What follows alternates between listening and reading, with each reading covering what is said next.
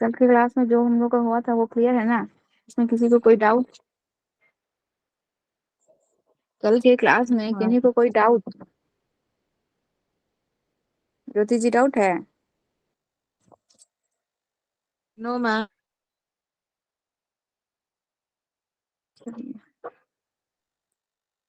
आज कुछ नए नए लोग जुड़े हुए हैं।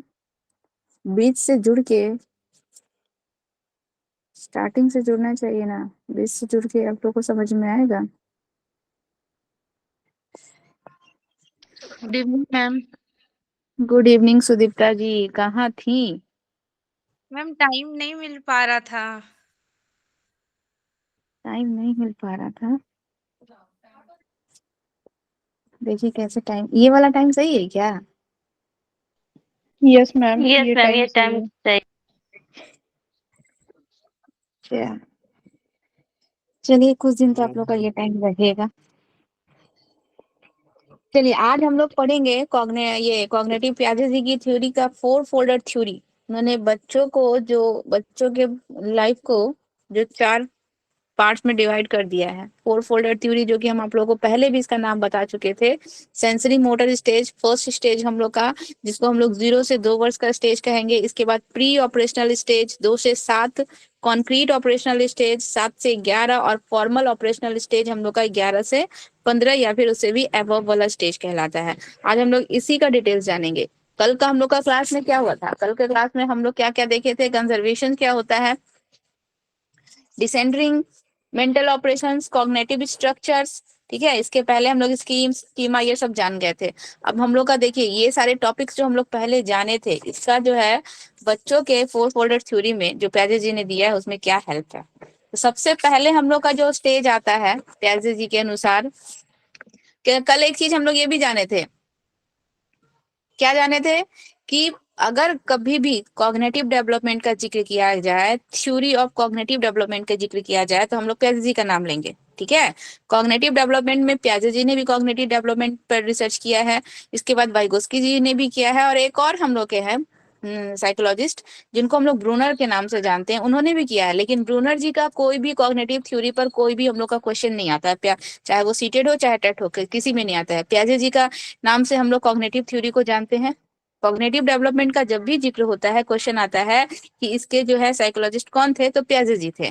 ठीक है, वाइगोस्की जी ने भी इसके ऊपर थ्योरी दिया था, लेकिन उनको हम लोग सामाजिक सांस्कृतिक, सोशियो कल्चर थ्योरी के नाम से जानते हैं, क्योंकि उन्होंने समाज को, हमारे सोसाइटी को, हमारे कल्चर्स को, बच्चों के कॉग्निशंस के डेवलपमेंट में ज्यादा इंपॉर्टेंस दिया है। इसीलिए इनकी थ्योरी को, कॉग्निटिव थ्योरी को ही हम लोग इनका सोशियो कल्चर थ्योरी के नाम से जानते हैं। ठीक है, इतना याद रखिएगा, यहाँ से क्वेश्चन आता है। फर्स्ट स्टेज है हम लोग का संवेदीय, हिंदी में इसका कई नाम है, इंग्लिश में एक ही नाम होगा हम लोग का, सेंसरी मोटर स्टेज।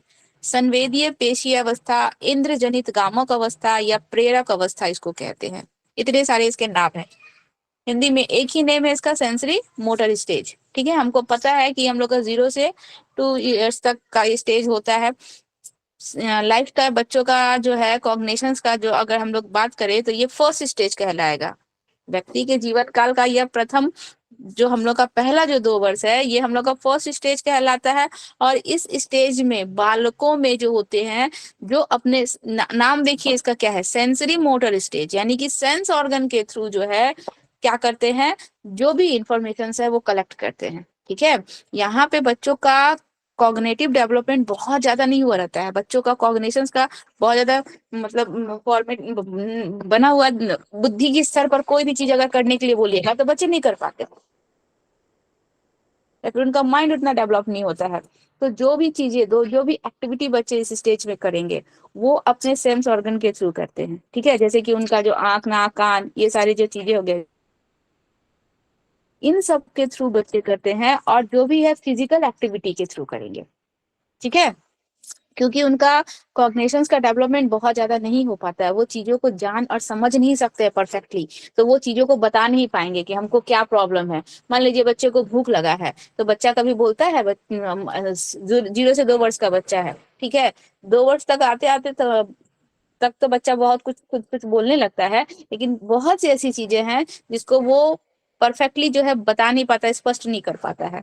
तो वो क्या करेगा, कोई ना कोई ऐसा एक्सेस करेगा, फिजिकल एक्टिविटी करेगा जिसके थ्रू वो बताएगा। भूख लगेगी तो रो के बताएगा, किसी चीज से दर्द हो रहा है या कोई तकलीफ है तो रो के बताएगा, खुशी है तो जाहिर होके बताएगा। तो फिजिकल एक्टिविटी के थ्रू और अपने सेंस ऑर्गन के थ्रू जो बच्चा है यहाँ पे एक्टिविटी करते हुए हम लोग को नजर आता है। इसका नाम ही है सेंसरी मोटर स्टेज। इसमें सेंस ऑर्गन का सबसे ज्यादा इंपॉर्टेंट रोल होता है। ठीक है, तो देखिए इस स्टेज में हम लोग क्या देखेंगे कि बच्चा जो इस स्टेज में अगर देखा जाए तो बहुत ज्यादा मेंटल ऑपरेशंस तो करता नहीं है, इसीलिए उनमें जो है हम लोग के सेंसरी जो ऑर्गन्स होते हैं वो बहुत ज्यादा एक्टिव होते हैं। और फिजिकल एक्टिविटी भी बच्चा बहुत ज्यादा करेगा, हाथ पैर पटकेगा, रोएगा, चिल्लाएगा, ये फिजिकल एक्टिविटीज बहुत ज्यादा उनके हम लोग को इस स्टेज में देखने को मिलेगी। यानी कि बच्चे को भूख लगेगी तो रोएगा, बच्चे को किसी चीज की तकलीफ होगी, देखिएगा इस स्टेज में देखिएगा बच्चा जो है उसको हम लोग को क्या है कि हम 0 से 2 वर्ष की बात कर रहे हैं। हम लोग को अगर किसी मच्छर काट रहा है, चाहे किसी चीज पर हमारा मान लीजिए किसी शार्प ऑब्जेक्ट पे ही हमारा हाथ चला गया या पैर चला गया, तो हम लोग तुरंत जो है रिएक्शन देते हैं, तुरंत हटाते हैं, रिफ्लेक्ट करते हैं ना। लेकिन इतने छोटे बच्चों को ये भी नहीं पता होता है कि हमको रिफ्लेक्ट कैसे करना है, उनका कॉग्निशन ही नहीं बना है, उनको समझ ही नहीं होती है। ठीक है, तो वो लोग क्या करते हैं, यहाँ पे वो लोग जो है रोकर, मान लीजिए बच्चे को किसी चीज का तकलीफ है, कोई गर्म ऑब्जेक्ट जो है उनको टच कर गया है, तो वो क्या करेंगे, वहां से हटेंगे नहीं। ठीक है, या फिर उसको हटाने की कोशिश नहीं करेंगे, उनका उतना ज्यादा संज्ञान का विकास नहीं हुआ है। वो क्या करेंगे, जोर जोर से रोएंगे, चिल्लाएंगे। ठीक है, या फिर जैसे कि हम अपने घर का एक स्टोरी बताते हैं, मेरी दीदी का जब छोटा लड़का था वो अपने ही मुट्ठी से, यहाँ पे देखिए बच्चों का संज्ञान जो है इतना ज्यादा मतलब अभी मतलब इतना कम होता है बच्चों का, अपनी ही मुट्ठी से अपने ही बालों को पकड़ के खींच रहा है और बच्चा रो रहा है।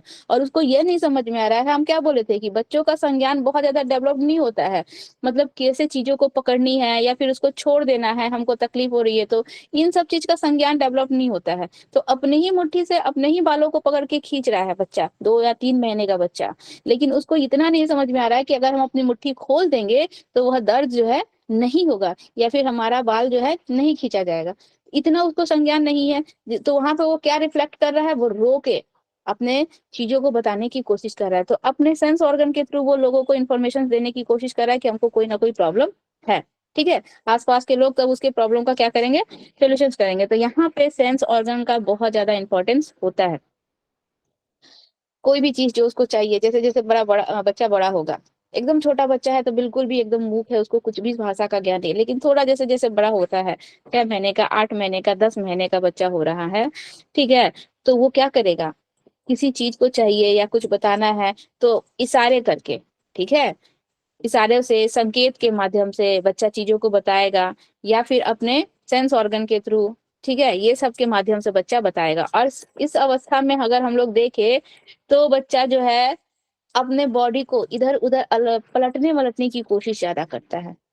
ठीक है, अपने बॉडी पे उसका ज्यादा फोकस रहता है। देखिएगा छोटा बच्चा को अपने हाथों को पकड़ के मुंह में डालेगा, या फिर पैर का अंगूठा भी पकड़ के मुंह में डालेगा, या फिर हाथ पैर पटकेगा, मतलब अपने ऊपर उसका ज्यादा फोकस रहता है इस स्टेज में।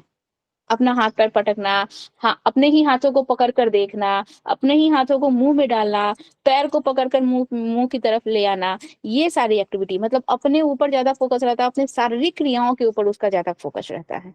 ठीक है, वो अपने से ही अनभिज्ञ रहता है, तो वो अपनी ही चीजों को हाथ पैर कर इन सब चीजों को पकड़ कर वह देखता है। तो क्या करता है, शारीरिक रूप से इधर उधर करना, वस्तुओं को पहचानना, ठीक है, चीजों को पकड़ना और उसे मुंह में डालकर, ज्यादातर इस स्टेज में बच्चे जो है हम लोग क्या बोले, सेंस ऑर्गन के थ्रू ही बच्चों को हर चीजों का इंफॉर्मेशन मिलता है। तो वो क्या है क्या नहीं है उसको जानने के लिए सबसे पहले बच्चा, देखिएगा इस स्टेज में आप लोग के घर में भी बच्चा होगा, नोटिस कीजिएगा, छोटा बच्चा है, जो भी चीजें हैं सबसे पहले उठा के वो मुंह में डालेगा, चाहे वह खिलौना हो, चाहे वो कोई खाने की वस्तु हो, ठीक है, चाहे वो हम लोग का कोई सब्जी हो, चाहे कोई फ्रूट्स हो, चाहे कुछ भी हो, उठाकर वो सीधे मुंह में डालने की कोशिश करेगा। क्यों बच्चा मुंह में डालता है पता है, बच्चा मुंह में डालकर यह जानने की कोशिश करता है कि ये एक्चुअल में ये है क्या चीजें, जिसके लिए वो बच्चा उठाकर उसको क्या करता है, मुंह में डाल देता है। उसको पकड़ेगा, उसको उठाएगा, उसको फेंकेगा, उसको उठाकर मुंह में डालेगा, उसको जानने की कोशिश करेगा, वो टेस्ट करने की कोशिश करेगा। कोई भी चीजें देखिएगा इस स्टेज में देखिएगा, मिट्टी है, मिट्टी भी उठा के मुंह में डालेगा। खिलौना है, खिलौना भी उठा के मुंह में डालेगा। कॉइन है, वह भी उठा के, हम लोग को क्या क्या करना पड़ता है इस स्टेज में, बहुत ज्यादा नोटिस करना पड़ता है कि कहीं कुछ उठा के मुंह में ना डाल ले, या फिर अगर मुंह में डाल लिया गया है तो उसको मुंह से बाहर निकाला जाता है। तो उसको इतना ज्यादा सेंस नहीं है, बच्चे को ज्ञान नहीं है कि यह वस्तु खाने की है या नहीं है। वो हर चीजों को टेस्ट करने के लिए, जानने के लिए वह क्या करेगा, उसको अपने सेंस ऑर्गन मुंह में डाल रहा है, यानी कि सेंस ऑर्गन के माध्यम से उसको जानने की कोशिश कर रहा है। ठीक है, तो ये होता है हम लोग का फर्स्ट स्टेज। इस स्टेज में भी हम लोग के जो हम लोग का सेंसरी मोटर स्टेज है, इस स्टेज के भी हम लोग के 6 पार्ट्स है, इसको भी 6 पार्ट्स में डिवाइड कर दिया गया है। और हर एक पार्ट्स में हम लोग जो है 0 से 2 वर्ष तक देखेंगे कि कैसे हर मंथ में 2 महीना 3 महीने का एक एक स्टेज होता है, उस स्टेज में बच्चों में क्या क्या चीजें डेवलप्ड हो रही है। ठीक है, तो हम लोग का सेंसरी मोटर स्टेज का ही 6 पार्ट्स है। सबसे पहला पार्ट है, इसको हम लोग कहते हैं प्रतिवर्त क्रियाओं की अवस्था, स्टेज ऑफ रिफ्लेक्स एक्टिविटी। ठीक है, मैम इसके आगे का नोट्स। इसका नोट्स नहीं गया है? No no ma'am. मैम। गया है। मैम बस फर्स्ट वाला बस दिया हुआ है सेंसरी मोटर स्टेज, उसके बाद कुछ नहीं दिया हुआ है। ये उसके आधा बाद अधूरा नोट कैसे जा रहा है, हमको समझ में नहीं आ रहा है।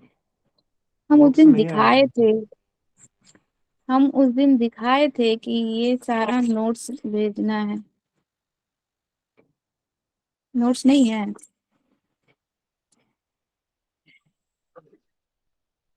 No ma'am. सर, प्रेजेंट है यहाँ पे। तो ये टाइम लगता है सबके लिए बहुत ज्यादा सुटेबल है, सब के सब ज्वाइन कर लिए। मैम उस टाइम कॉलेज से आके थक भी जाते हैं ना, अभी अभी हो जाता है। अच्छा, नोट्स नहीं गया है। शेड्यूल सारा बिगड़ गया मैम। अच्छा, नोट्स नहीं गया है तो नोट्स चला जाएगा, आप लोग इसको समझिए पहले। ठीक है, यस मैम। कोई प्रॉब्लम होगा नोट्स जाएगा फिर दोबारा पूछिएगा। अभी आप इसको समझिए, हम आपको कल इसका नोट्स पहुंचा देंगे, इसके बाद अगर कोई प्रॉब्लम होगा हम अगेन आपको ये चीज बता देंगे। ठीक है, तो देखिए हम लोग सेंसरी मोटर स्टेज जो हम लोग का 4 फोल्डर थ्योरी का फर्स्ट स्टेज है, उसको भी 6 टाइप में उसको पियाजे ने डिवाइड कर दिया है। ठीक है, 0 से 2 वर्ष को भी पियाजे ने 6 भागों में बांट दिया है। सबसे पहला जो स्टेज होता है हम लोग का, हिंदी में उसका नाम है प्रतिवर्त क्रियाओं की अवस्था, स्टेज ऑफ रिफ्लेक्स एक्टिविटी। ठीक है, रिफ्लेक्स एक्टिविटी, इसको हम लोग stage of reflex activity, English में एक ही नाम है, हिंदी में इसको सहज क्रियाओं की अवस्था भी कहते हैं। सहज क्रिया मतलब जो क्रियाएं बहुत ही सहजता से हो जाए, आसानी से, इजी इजी वे में। ठीक है, बहुत ही इजीली जो काम हो जाए, वो सारे एक्टिविटी बच्चे जो है इस स्टेज में करते हैं। Fourth stage, stage of reflex activity, देखिए होता कब से कब तक का है। ये जो हम लोग का स्टेज होता है, बच्चा जन्म लिया और 30 दिन यानी कि ओनली 1 मंथ का, केवल 1 मंथ का ये स्टेज होता है। ठीक है, जिसमें बच्चा जो है रिफ्लेक्स एक्टिविटी, आपको रिफ्लेक्स का मतलब क्या, मतलब उसके साथ अगर कुछ होता है तो वो उसके बदले रिएक्ट करता है। ठीक है, तुरंत क्या करेगा, उसके बदले रिएक्ट करेगा। देखिए 30 दिन की ये अवस्था होती है, यानी कि 1 मंथ की, और इस अवस्था में बालक क्या करता है, प्रतिवर्त क्रियाएं यानी कि रिफ्लेक्स एक्टिविटी करेगा। और प्रतिवर्त क्रियाओं में सबसे ज्यादा चूसने के प्रति प्रतिवर्त क्रियाएं उसकी सबसे ज्यादा प्रबल होती है। जितनी भी सहज क्रियाएं हैं, जो भूख लगी रो दिए, सबसे सहज है, सबसे इजी प्रोसेस है। ठीक है, ठीक है, मतलब सहज, इसको हम लोग सहज क्रियाओं की अवस्था भी कहते हैं, इसलिए कहते हैं क्योंकि जो काम सहजता से हो जाए, सरलता से हो जाए, एकदम इजीली हो जाए, बच्चे वही काम इस अवस्था में करते हैं। मात्र 30 दिन के ही बच्चे हैं, 1 महीना के बच्चे हैं, तो जितनी सहजता से, जितनी सरलता से जो काम हो जाए, उन्हीं काम को बच्चे करना ज्यादा प्रेफर करते हैं। इसीलिए इसको हम लोग सहज क्रियाओं की अवस्था कहते हैं।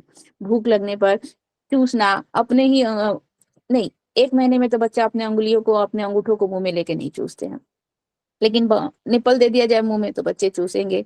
या फिर सहज क्रियाओं में जैसे कि भूख लगी है तो तुरंत उसमें रिएक्ट करेंगे, क्या करेंगे, रोएंगे।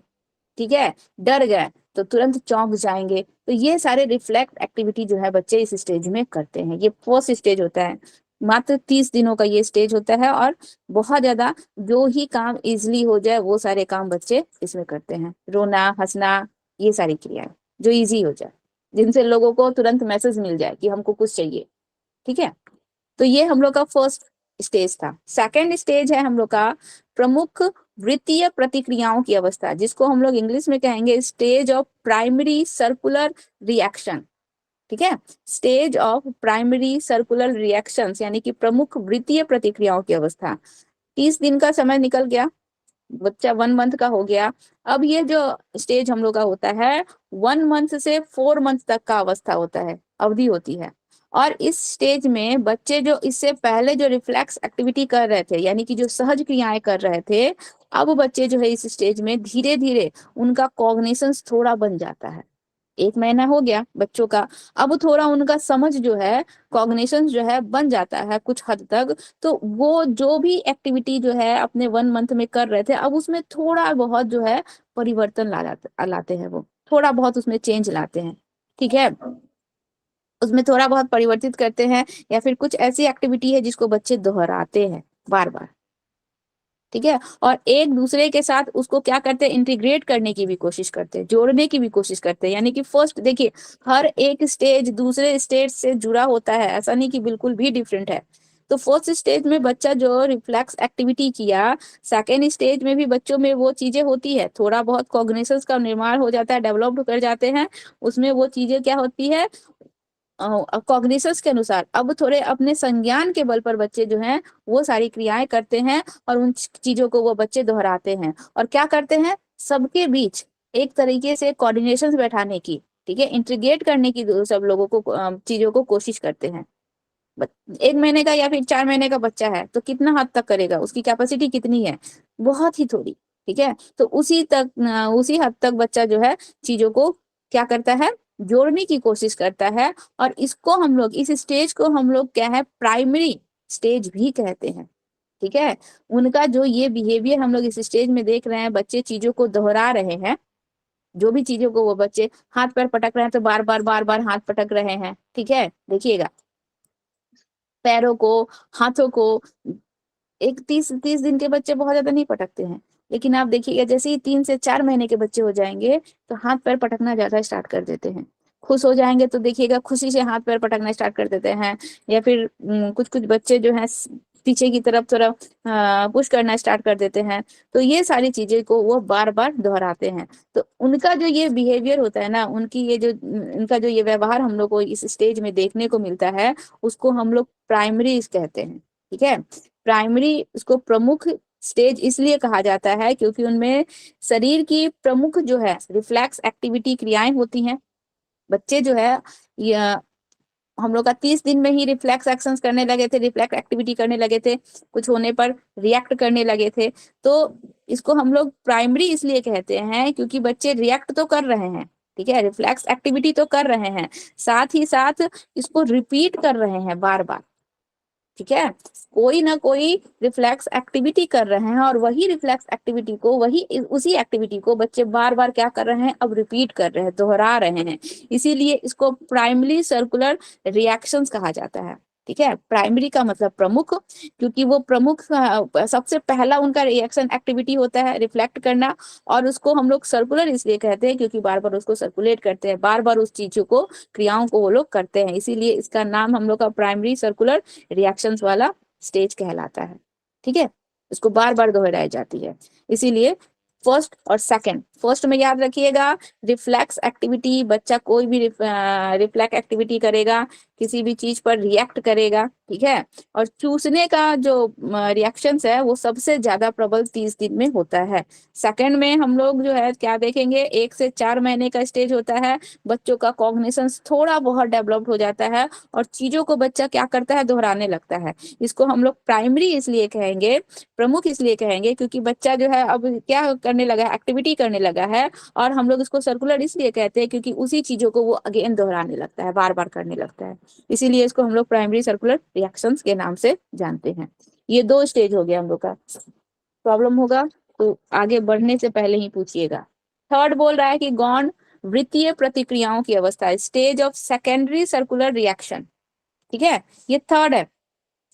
Stage of secondary circular reactions यानी कि गौण वृत्तीय प्रतिक्रियाओं की अवस्था, ये हम लोग का अब 4 से 8 महीने तक की का स्टेज हो जाएगा। बच्चा अब 4 महीने से 8 महीने तक का अवस्था में आ जाएगा।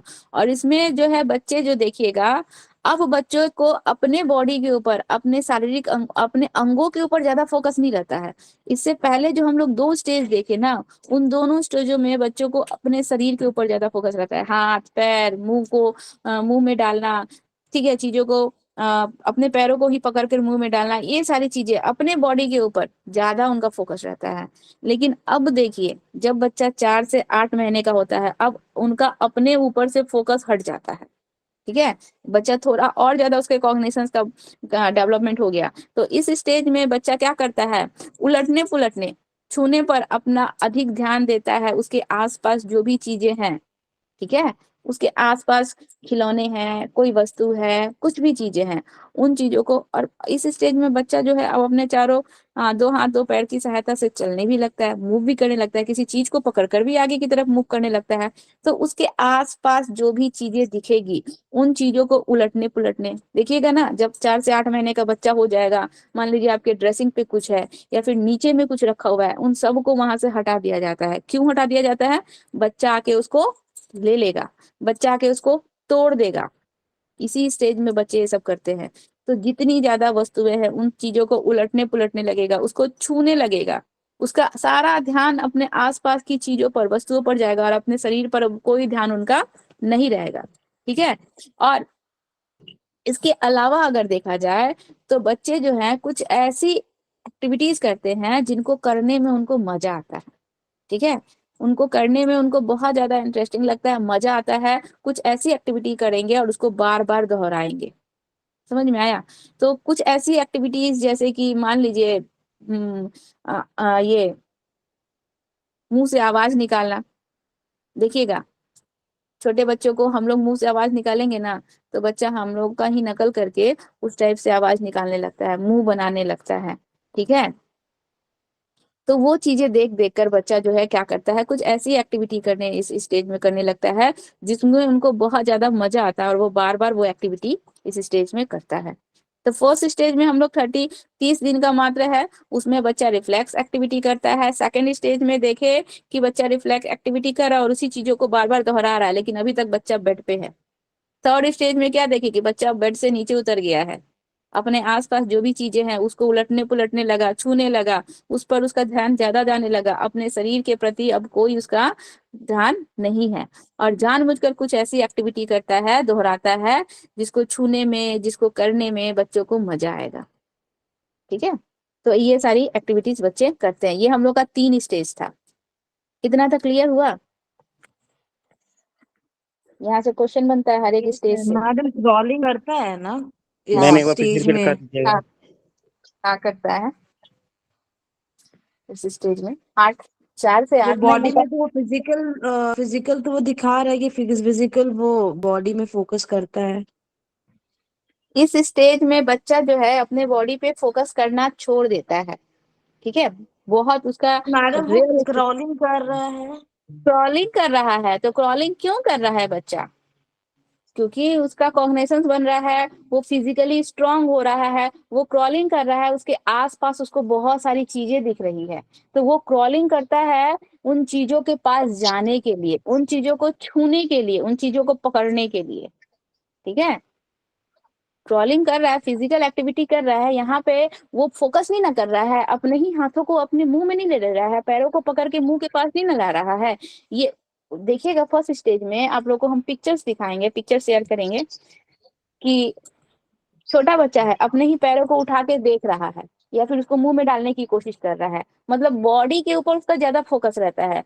क्रॉलिंग कर रहा है तो उसका बॉडी के ऊपर फोकस नहीं रहता है, फोकस उसका सारा का सारा फोकस उसका सामान के ऊपर रहता है, कि ड्रेसिंग के ऊपर क्या सामान है, किचन में क्या आइटम है, नीचे क्या रखा हुआ है, फोकस उसका उसके ऊपर रहता है। उसके लिए बच्चा जो है, बच्चा फिजिकली अब स्ट्रांग हो रहा है तो मूव तो करेगा ही, ज्यादा देर तक वो बेड पे बैठ के रहेगा नहीं।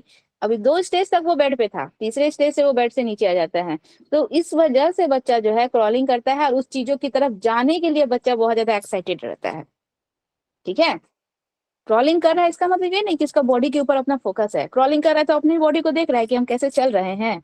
वो देखता है कभी भी कि हम कैसे चल रहे हैं? नहीं, उसका अपने ऊपर, आप खुद नोटिस कीजिए, उसका अपने ऊपर इस स्टेज में कोई फोकस नहीं रहेगा। और इससे पहले वाला स्टेज देखिए, आप लोग पिक्चर्स उक्चर्स कहीं देखेंगे कि बच्चा जो है अपने ही हाथों को पकड़ रहा है, या फिर अपने ही पैरों को पकड़ कर वह देख रहा है। ये सारी चीजें बच्चा करता है, या फिर अपने पास में जो कुछ भी है, ठीक है, उन सब पे उसका फोकस नहीं रहता है इस स्टेज में।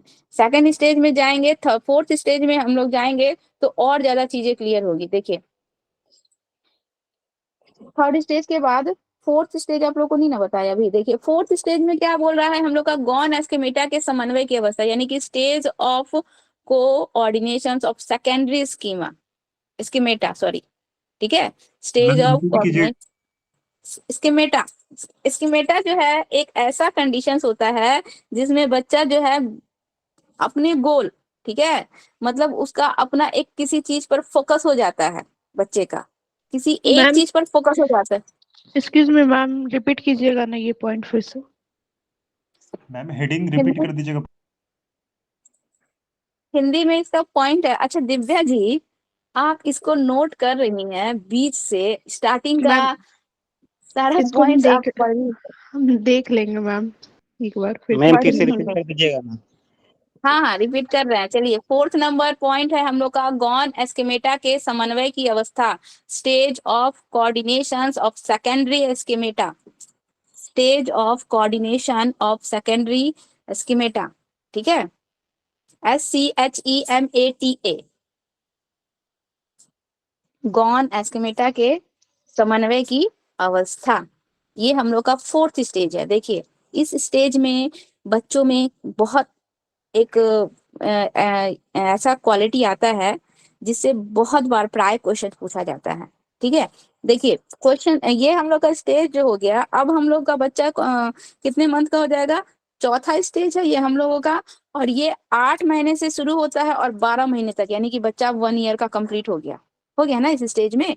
8 से 12 महीने की अवधि होती है। और इस स्टेज में बच्चा जो है उद्देश्य, यानी कि बच्चे का अपना एक गोल और उस पर पहुंचने के साधन में अंतर करना बच्चा स्टार्ट कर देता है, ठीक है, उसका अपना एक गोल। अब बच्चा इधर उधर मूव करने लगा, घर में घूमने लगा, सभी सभी चीजों को देखने लगा। अब बच्चा का मान लीजिए मम्मी के ड्रेसिंग पे बहुत सारा जो है कॉस्मेटिक आइटम्स रखा हुआ है, बच्चे का गोल क्या है कि उसको लेना है। पाउडर का डब्बा है, चाहे एनीथिंग, कुछ भी है, बच्चे का गोल है हमको उसको लेना है। अब बच्चा को वहां से लेकर वहां तक पहुंचने के बीच में जो भी उसके जो भी साधन होंगे, या फिर जो कुछ भी चीजों का प्रयोग करेगा, चाहे जैसे भी जाएगा, मान लीजिए सामान ऊपर भी रखा हुआ है तो भी बच्चा को देखिएगा, ड्रेसिंग में भी सामान ऊपर रखा हुआ है, बच्चा क्या करेगा? ड्रेसिंग के ऊपर चढ़ के चीजों को लेने की कोशिश करता है। ऐसा नोटिस किए हैं?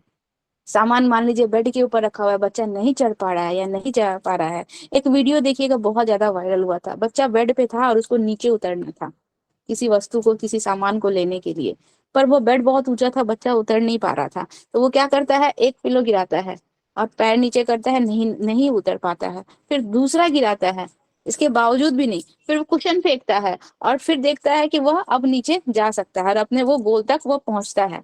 तो इस स्टेज में बच्चों में गोल डायरेक्टेड बिहेवियर आ जाता है, अब लक्ष्य निर्देशित व्यवहार, जो हम लोग का फोर्थ स्टेज है, stage of coordination of secondary schemata का स्टेज जो कहलाता है। इसमें बच्चों का अपना एक गोल होता है और गोल तक पहुंचने के साधन में अंतर करना बच्चा प्रारंभ कर देता है, शुरू कर देता है इस स्टेज से, ठीक है।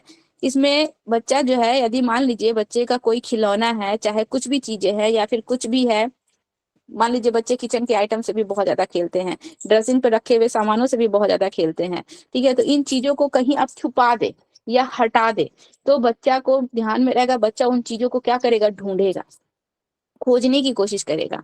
अब मान लीजिए बच्चे के सामने उसका खिलौना है, उसको पिलो के नीचे दबा दिया जाए, उसको कवर कर ढक दिया जाए, तो बच्चा जो है आएगा और उसको खोजने की कोशिश करेगा कि वो वस्तु है कहाँ, वो कहाँ छिपाया गया है, ठीक है, इधर उधर चीजों को हटाएगा, उसको खोजेगा, ठीक है।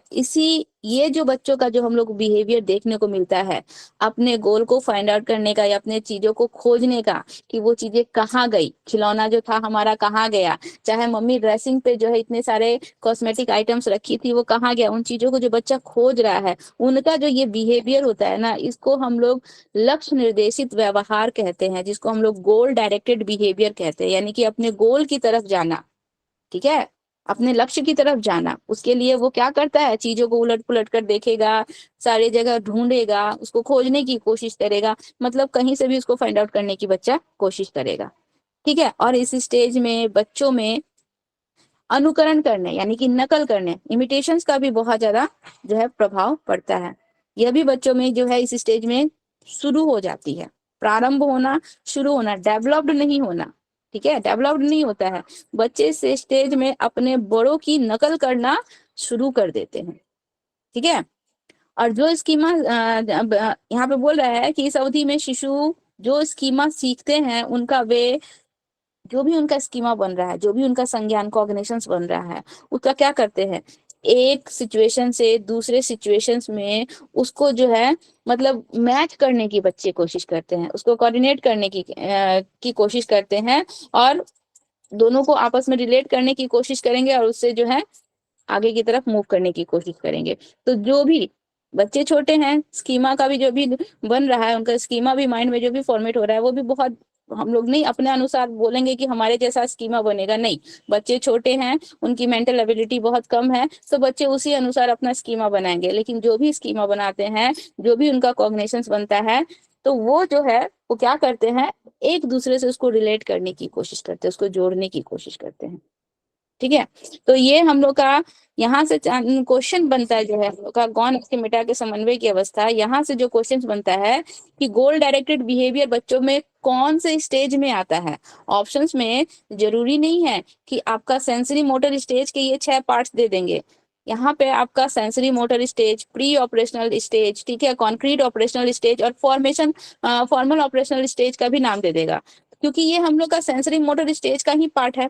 तो वहां पे सेंसरी मोटर स्टेज आएगा हम लोग का, ठीक है। यहाँ पे ये भी हो सकता है। इसके बाद क्वेश्चंस ऐसे भी पूछता है कि कौन से स्टेज में बच्चों में रिफ्लेक्स एक्टिविटी वाला क्वालिटी आ जाता है, तो ये जो है हम लोग का सेंसरी मोटर स्टेज वाला आ जाएगा। या फिर पर्टिकुलरली आपका जो है स्टेज ऑफ रिफ्लेक्स एक्टिविटी, ये भी पूछ सकता है। या फिर हम लोग का जो है stage of coordination of secondary schemata, ये जो है हम लोग का सेंसरी मोटर स्टेज का कौन सा पार्ट है, तो ये चौथा है। ऐसे भी क्वेश्चंस पूछ सकता है, ठीक है। तो इसको याद रखिएगा, गोल डायरेक्टेड बिहेवियर जो है बच्चों में 4th स्टेज में आता है, सेंसरी मोटर स्टेज का ही ये पार्ट है। ये चीज क्लियर हुआ। अभी देखिए 5 नंबर, तृतीय वृत्तीय प्रतिक्रियाओं की अवस्था, ठीक है। इसको कहेंगे हम लोग तृतीय। तृतीय का मतलब हो गया तीसरा, वृत्तीय का मतलब अगेन उसको क्या हो रहा है, सर्कुलेट हो रहा है और एक्टिविटी की जा रही है। चीजें जो है थर्ड टाइम जो है सर्कुलेट होकर एक्टिविटी की जा रही है, ठीक है। स्टेज हम लोग का ये हो जाएगा, स्टेज हम लोग का टेरिटरी सर्कुलर एक्टिविटी, ठीक है, stage of territory circular activity. और ये जो स्टेज होता है 12 से 18 महीने का स्टेज हो जाएगा। बच्चा अब क्या है, दूसरे साल में इंटर कर गया, तो 12 से 18 महीने का स्टेज हो जाता है। और इस स्टेज में वस्तुओं के गुणों को बच्चा जो है, मान लीजिए कोई भी चीजें हैं, आप लोग थॉर्नडाइट की थ्योरी बीएड में पढ़े होंगे, पढ़े हैं ना, जिसको हम लोग हाँ त्रुटि और मैडम, प्रयास का थॉर्नडाइक। हाँ, थॉर्नडाइक की थ्योरी पढ़े है ना, डॉगी को जो पिंजरे में बंद हाँ कर देता है, मैडम। बार बार वो हाँ ट्राई हाँ। करता है, अगेन वो फिर से नो मिस्टेक करता मैम है, अभी फिर नहीं ट्राई। पढ़े हैं। हाँ, तो वही चीजें।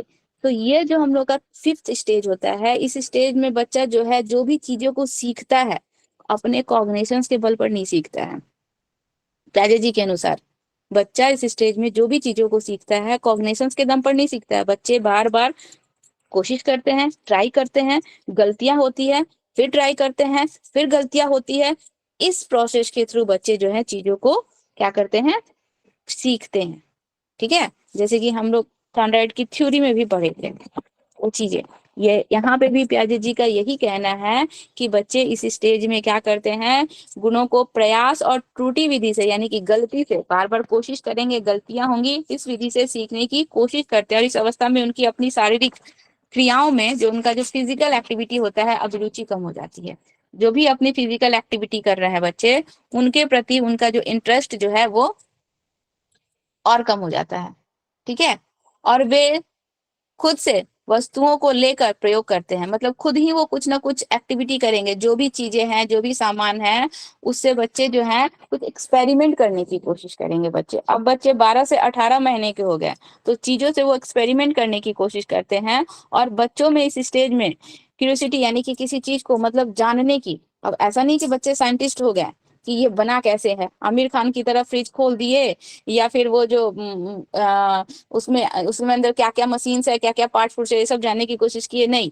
उतना बहुत ज्यादा उनका कॉग्निशंस नहीं बनता है छोटी छोटी चीजों के प्रति। वो क्या करते हैं, किसी भी चीज को मतलब एक्सपेरिमेंट करने की कोशिश करते हैं। मान लीजिए कार ही, उनको कोई खेलने का सामान ही दे दिया गया है, उन चीजों को भी वो तोड़ेंगे, फोड़ेंगे, देखेंगे ये है क्या। ठीक है, छोटी सी छोटी चीजों को, दवा का कोई बॉटल ही डब्बा ही रखा हुआ है, उन चीजों को भी वो खोल कर देखने की कोशिश करेंगे कि है क्या, उस पर भी एक्सपेरिमेंट करने की कोशिश करेंगे। तो ये सारे एक्टिविटी बच्चे इस स्टेज में ज्यादा करते हैं। और बच्चे इस स्टेज में वस्तुओं को, हम लोग इससे पहले भी पढ़े थे डेवलपमेंट में, कि ऊपर से नीचे वस्तुओं को गिराकर क्या देखे थे हम लोग। ये जो हम लोग का फर्स्ट स्टेज होता है, बच्चों में क्यूरियोसिटी, उत्सुकता बहुत ज्यादा होती है, जानने की उत्सुकता बहुत ज्यादा होती है। तो क्या करते हैं बच्चे, उत्सुकता को अपना कम करने के लिए चीजों को ऊपर से नीचे फेंकेंगे, उसको तोड़ेंगे, फोड़ेंगे। हम लोग क्या बताए थे, क्या जाने थे कि ये हम लोग का खिलौनों की अवस्था नहीं होती है, उनका प्लेइंग स्टेज नहीं होता है। खिलौनों से बच्चे इस स्टेज में कभी भी, फर्स्ट स्टेज में बच्चे खिलौनों से खेलते ही नहीं है। वो खिलौनों को देखकर उसमें क्या है, वो कैसे बना है, वो क्या चीज है, वो चीजों को जानने की कोशिश करते हैं। इसके लिए बच्चे उसको अलग अलग तरीके से उलट पुलट कर रखेंगे, ऊपर से नीचे फेंकेंगे, उसको तोड़ेंगे, फोड़ेंगे। इसके द्वारा बच्चे उस चीजों को जानने की कोशिश करते हैं।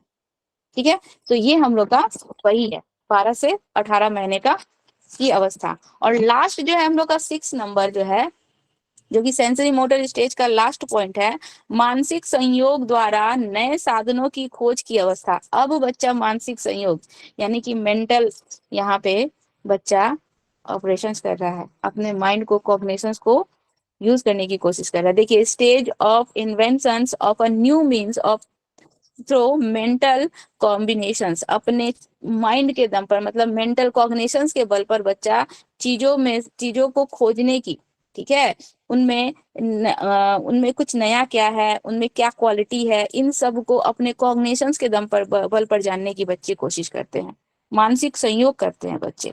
ठीक है, देखिए ये जो स्टेज होगा हम लोग का 18 से 24 महीने तक का स्टेज होगा। और इस अवस्था में बच्चों में, इसमें इस स्टेज में भी बच्चों में एक बहुत अच्छा क्वालिटी देखिए क्या आता है, बालक वस्तुओं के बारे में चिंतन प्रारंभ कर देते हैं।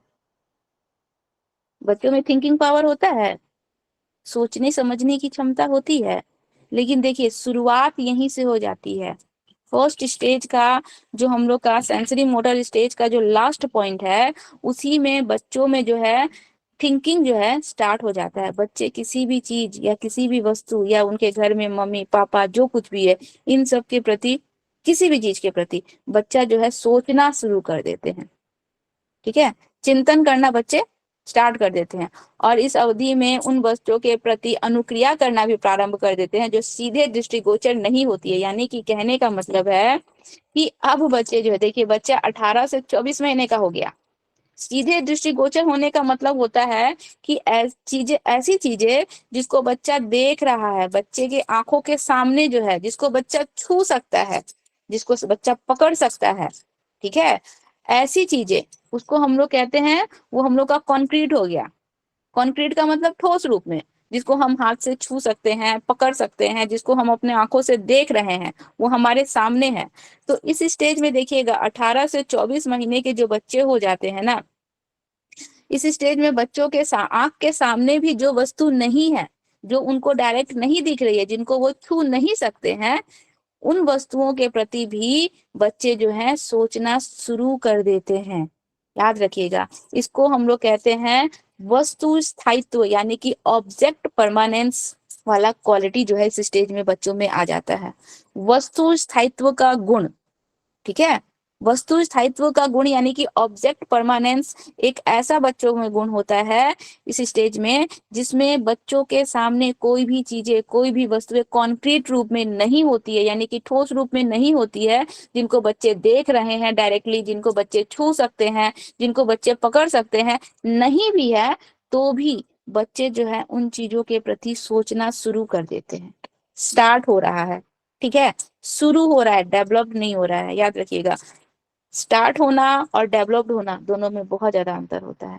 यहाँ पे स्टार्ट हो रहा है, जैसे कि देखिएगा 3 से 4 महीने के जब बच्चे होते हैं ना, उनके सामने आप किसी चीज को रखिएगा तो वो उस चीजों को देख रहा है, ठीक है, तो वो उसके माइंड में है, वो चीजें उसके आंखों से ओझल हो गई, वो उसके माइंड से गया, गुल हो गया। आप देखिएगा 3 से 4 महीने के बच्चे, मान लीजिए आप ही के घर में, जैसे कि ज्योति जी का ही छोटा बच्चा है, अगर मान लीजिए ज्योति जी का बच्चा जो 3 से 4 महीने का है, और अगर ये 6 महीने के लिए या 2 महीने के लिए अपने मायके चली जाती है, तो वह बच्चा जो है अपने फादर को अगर 3-4 महीने तक आंखों के सामने नहीं देखेगा या कुछ दिन तक भी आंखों के सामने नहीं देखेगा, तो वो बिल्कुल भी अपने फादर को क्या होगा, भूल जाएगा। जब वो वहां से रिटर्न आएगा ना, तो वो अपने फादर को याद नहीं रखेगा, वो भूल जाएगा। हम कितने साल के बच्चे, कितने मंथ के बच्चे की बात कर रहे हैं, 3 से 4 महीने के बच्चे की बात कर रहे हैं। हम लोग के घर में भी छोटे बच्चे होते हैं। अब वो बच्चा जब यहाँ से दूसरे जगह जाता है और कुछ दिन तक अपने फैमिली वालों को, पेरेंट्स को या फिर ग्रैंड पेरेंट्स को जब पापा को नहीं देखता है, तो बच्चे के माइंड से जब वो आएगा ना, तो उनके लिए वो चीजें वो लोग बिल्कुल अनजान रहेंगे। तो कहने का मतलब ये है कि 3 से 4 महीने तक बच्चे किसी भी चीज को कॉन्क्रीट रूप में ही देखकर पहचानते हैं। जब तक वो चीजें उसके आंखों के सामने हैं, तब तक बच्चे के माइंड में वो चीजें हैं। उनके आंखों से जब ओझल हो गए, उनके सामने नहीं है, उनके माइंड से भी वो गायब हो गया, ठीक है। लेकिन जैसे ही बच्चे 18 से 24 महीने के हो जाते हैं, तब बच्चों का कॉग्निशन इतना ज्यादा डेवलप्ड हो जाता है कि अब चीजें उनके आंखों के सामने नहीं भी है ना, तो भी उनके माइंड में उनका इमेज बना हुआ है, तो भी उनके माइंड में वो चीजें हैं, वो उसको भूलते नहीं है। इसी को हम लोग वस्तु स्थायित्व यानी कि ऑब्जेक्ट परमानेंस का गुण कहते हैं। वस्तु स्थायित्व का गुण समझ में आया? दोनों में क्या अंतर है? 3 से 4 महीने के बच्चे को कोई भी चीज कॉन्क्रीट रूप में, जिनको वो देख रहे हैं, जिनको वो छू रहे हैं, जिनको वो पकड़ सकते हैं, ऐसी चीजें जब तक उनके सामने है, तो वो चीजों को पहचान रहे हैं, उनके माइंड में उनका जो है स्कीमा बना हुआ है। लेकिन वो चीजें उनके आंखों से हट गई, चली गई, उनका स्कीमा भी गायब हो गया। लेकिन जैसे ही बच्चे जो है हम लोग के सेंसरी मोटर स्टेज के लास्ट स्टेज में आते हैं, 18 से 24 महीने के स्टेज में आते हैं, तो बच्चों में इतना क्वालिटी, उनका कॉग्निशन इतना ज्यादा डेवलप्ड हो जाता है कि बच्चों के आंखों के सामने वो चीजें नहीं भी हैं, तो भी बच्चे उसके उन माइंड में बच्चों का उन चीजों के प्रति इमेज बना रहता है, वो चीजें बिल्कुल भी उनके माइंड से गायब नहीं होती है। इसको वस्तु स्थायित्व का गुण कहते हैं, और ये हम लोग का सेंसरी मोटर स्टेज में ही आता है। गोल ओरिएंटेड, गोल डायरेक्शन ओरिएंटेड वाला जो स्टेज है, वो भी हम लोग का सेंसरी मोटर स्टेज में आएगा। ये वाला भी हम लोग का सेंसरी मोटर स्टेज में ही, ये भी क्वालिटी बच्चों में आ जाता है, ठीक है। और जब कोई वस्तु उनके सामने होती है, 3 से 4 महीने के बच्चे की बात कर रहे हैं, उसका अस्तित्व बना रहेगा बच्चे के सामने। लेकिन जैसे ही वो बच्चे उसके सामने से चला जाएगा, गुल हो जाएगा, तो उसका अस्तित्व खत्म हो जाएगा, ठीक है। समझ में आ रहा है ना? और 18 से 24 महीने के बच्चे जब हो जाएंगे, 18 से 24 महीने के जब बच्चे हो जाएंगे, तो उसके सामने वो चीजें ना भी हो, प्रेजेंट ना भी हो, तो भी उसका जो है इमेज उसके माइंड में रहता है। वो पूरी तरीके से बच्चे नील नहीं होते हैं, उनका नॉलेज बच्चों को रहता है, ठीक है। इसी को हम लोग वस्तु स्थायित्व का गुण कहते हैं, ऑब्जेक्ट परमानेंस कहते हैं। और यहाँ से क्वेश्चन आता है, याद रखिएगा। ये केवल हम लोग फर्स्ट स्टेज के बारे में पढ़े, केवल फर्स्ट स्टेज था। सेंसरी मोटर स्टेज 0 से 2 वर्ष, जिसमें हम लोग फर्स्ट स्टेज जो देखे वो हम लोग का 30 दिन का मात्र था, ठीक है, जिसको हम लोग स्टेज ऑफ रिफ्लेक्स एक्टिविटी कहते हैं। सेकंड जो देखे हम लोग का 1 से 4 महीने का था, जिसको हम लोग stage of primary circular reactions कहेंगे। थर्ड स्टेज जो देखे हम लोग का stage of secondary circular reactions था, 4 से 8 महीने का। फोर्थ स्टेज जो हम लोग देखे, stage of coordination of secondary schemata, ठीक है, जो कि हम लोग का 8 से 12 महीने का था। और इस 4th स्टेज में ही बच्चों में गोल डायरेक्टेड बिहेवियर वाला गुण आता है। इसी स्टेज में बच्चों में जो है इमिटेशन यानी कि अनुकरण करने की भी चीजें प्रारंभ शुरू हो जाती है। सेंसरी मोटर स्टेज से ही, 4th स्टेज से ही बच्चे जो है दूसरे अपने घर वालों की किसी की भी नकल करना शुरू कर देते हैं। ठीक है, इसके बाद 5th जो हम लोग का स्टेज था, stage of territory circular activities. इस स्टेज में हम लोग क्या देखें कि 12 से 18 महीने का जो ये स्टेज होता है, इस स्टेज में बच्चे जो हैं अपने कॉग्निशंस के थ्रू भी नहीं, बार बार कोशिश करेंगे, गलतियां करेंगे, इस दम पर चीजों को क्या करते हैं बच्चे सीखते हैं।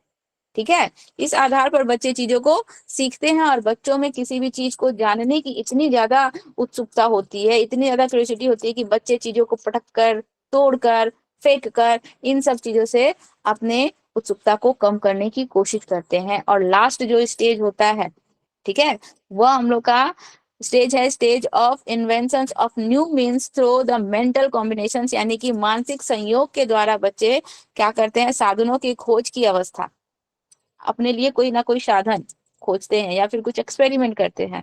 तो इस स्टेज में हम लोग क्या देखें कि इस स्टेज में हम लोग जाने कि इस स्टेज में ही बच्चे जो है चिंतन करना, यानी कि उनमें थिंकिंग पावर जो है इसी स्टेज से स्टार्ट हो जाता है। कहते हैं ना कि इतने छोटे बच्चे क्या सोचेंगे, क्या चिंता करेंगे, क्या विचारेंगे, इसी स्टेज से वो चीजें स्टार्ट हो जाती है। इसी स्टेज में बच्चों में हम लोग का वस्तु स्थायित्व का गुण, ऑब्जेक्ट परमानेंस वाला क्वालिटी आता है, यानी कि चीजें उनके आंखों के सामने प्रेजेंट ना भी हो तो भी जो है उनका अस्तित्व बना रहता है, वो पूरी तरीके से नील नहीं होता है। तो ये था हम लोग का केवल फर्स्ट स्टेज। समझे? हाँ मैडम। कोई डाउट है ज्योति जी? No ma'am. नींद आ रहा है? No ma'am, no ma'am. चलिए बाकी शांति आप से लोग, पढ़ाई कर रहे हैं। अच्छा बच्चे सो गए हैं? हाँ मैडम। चलिए अच्छा है। बाकी आप लोगों को yes ma'am. Yes ma'am. Problem है? No ma'am. जी मैम, स्टार्टिंग का बता दीजिएगा। शुरू कौन से सा नहीं वाला? थे, शुरू से नहीं थे मैम।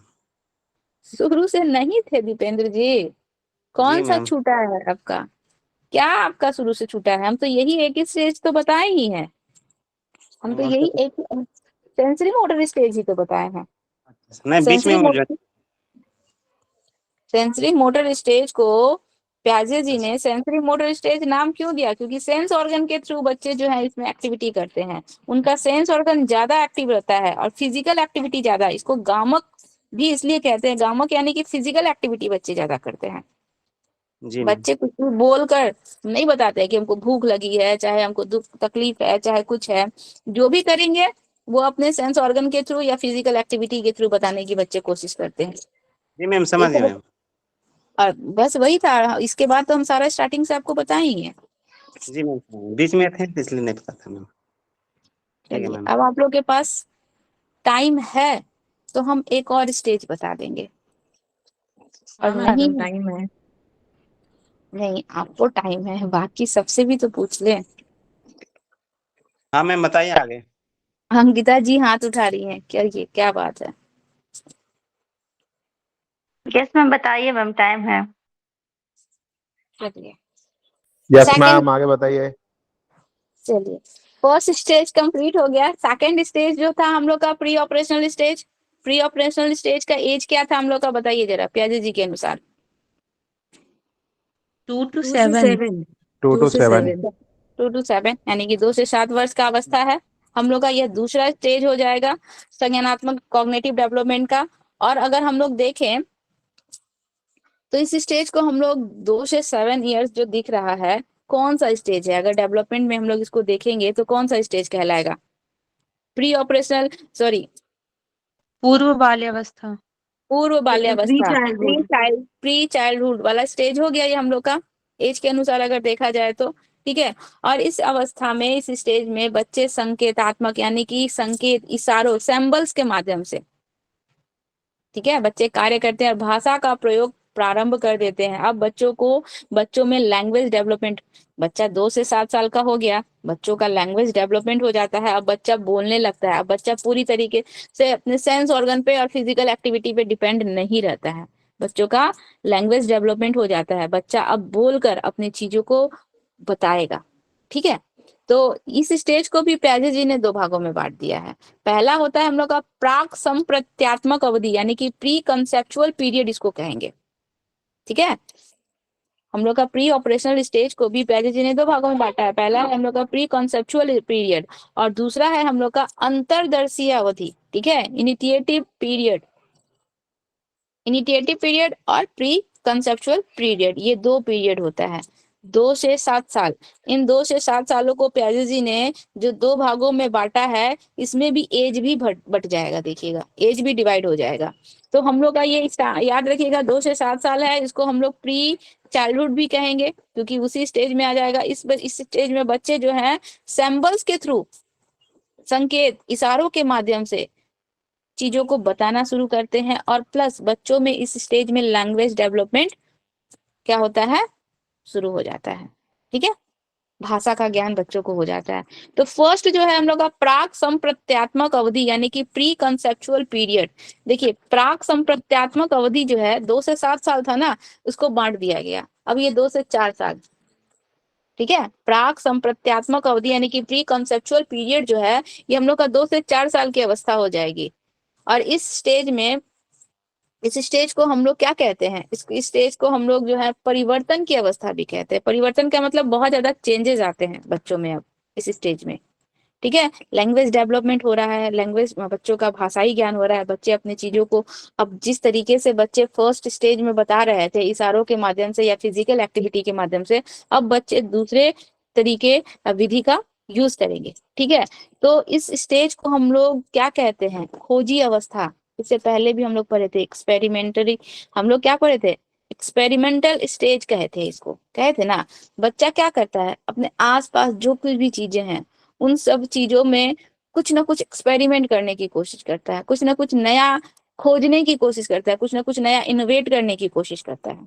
ठीक है, तो इस अवस्था में अगर हम लोग देखें, बच्चा उनके आसपास जो भी कुछ हो रहा है, क्यों हो रहा है, आपके घर में भी बच्चा होगा 2 से 7 साल का या फिर 2 से 4 साल का, देखिएगा उनके सामने कुछ भी हो रहा है, कुछ भी हो रहा है, तो ऐसा क्यों हो रहा है, कैसे हो रहा है।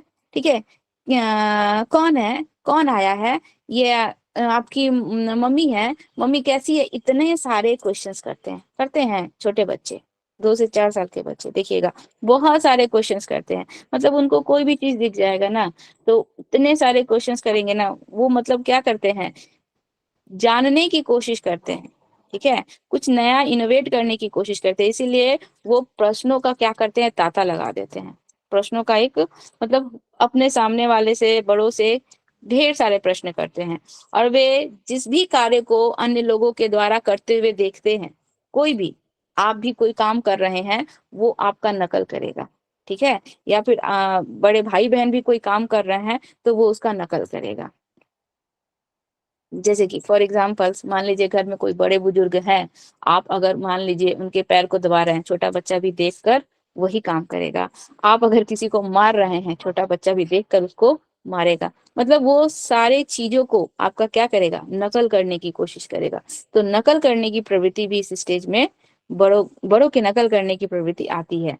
और जो है देखिए, बड़े भाई बहन या फिर जो है मम्मी पापा, जिसका भी है, बच्चे क्या करते हैं, नकल करते हैं। और इस स्टेज में, इस अवस्था में भाषा का विशेष महत्व रहता है, क्योंकि भाषा, बच्चों में अब लैंग्वेज डेवलपमेंट हो रहा है, बच्चे अपनी चीजों को लैंग्वेज के माध्यम से एक्सप्रेस कर रहे हैं। ठीक है, भाषा बच्चों में, भाषा का विशेष स्थान होता है, विशेष महत्व होता है। और 2 साल के बच्चे, देखिए 2 साल के बच्चे लगभग 200 शब्दों को समझ जाते हैं। 2 साल के बच्चे हैं, उनके पास लगभग 200 शब्दों का ज्ञान हो जाता है। और जैसे ही बच्चे 6 साल के होते हैं, उनके पास 6000 शब्दों का ज्ञान हो जाता है, बहुत जल्दी डेवलप करता है। 200 साल में 200 ही शब्द थे, लेकिन जैसे ही बच्चे 6 साल के होते हैं, 6000 शब्दों का ज्ञान बच्चों को, 6000 वर्ड्स का नॉलेज बच्चों को हो जाता है। ठीक है, इस स्टेज में। तो लैंग्वेज डेवलपमेंट बहुत ही स्पीडली होता है। देखिए लैंग्वेज का इतना ज्यादा इंपॉर्टेंस दिया गया है, लैंग्वेज डेवलपमेंट से बच्चे जो है अपने कॉग्निशंस को भी डेवलप करते हैं, लेकिन फिर भी प्याजे जी ने लैंग्वेज को इतना ज्यादा इंपॉर्टेंस नहीं दिया है, या फिर लैंग्वेज के ऊपर कोई थ्योरी नहीं दी है। ठीक है, इसके लिए प्याजे जी का क्रिटिसाइज भी किया गया, बहुत ज्यादा उनकी आलोचना की गई है।